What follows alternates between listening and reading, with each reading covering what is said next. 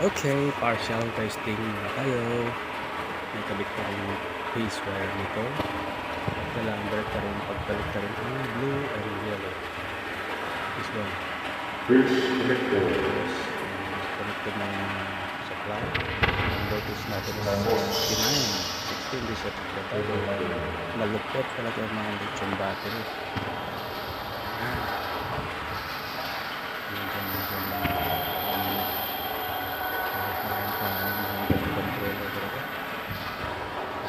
Sagot rin mo the best.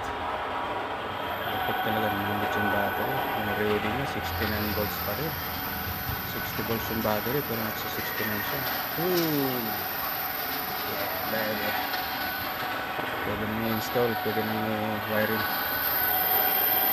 Okay, game na game. Thank you. Thanks for watching.